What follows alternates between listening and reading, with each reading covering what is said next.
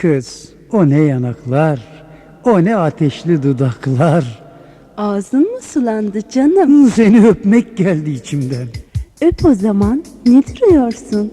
Bence bir mahsuru yok.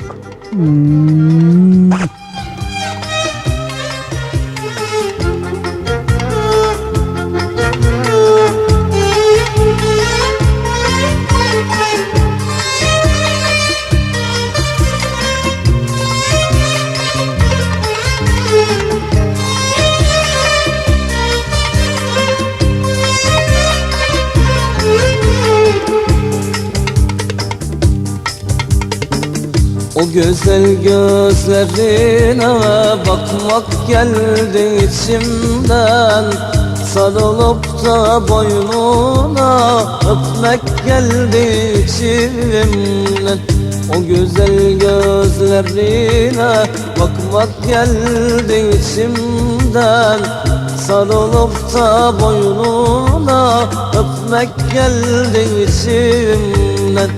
Tatlı şirin dilini, saçlarının telini, o incecik belini sarmak geldi içimden, sarmak geldi içimden.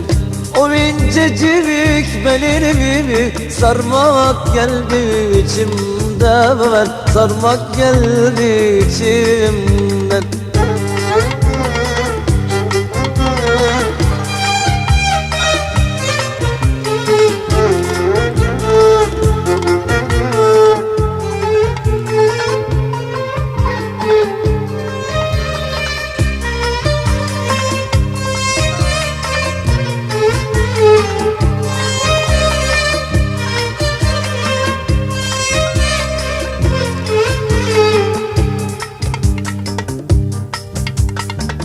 Resmini duvarlara çizmek geldi içimden, İsmini şarkılara yazmak geldi içimden.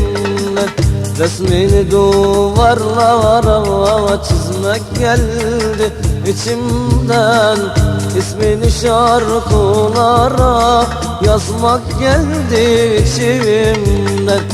İpek gibi tenini, yanaktaki benini, o ceylan gözlerini öpmek geldi içimden, öpmek geldi içimden.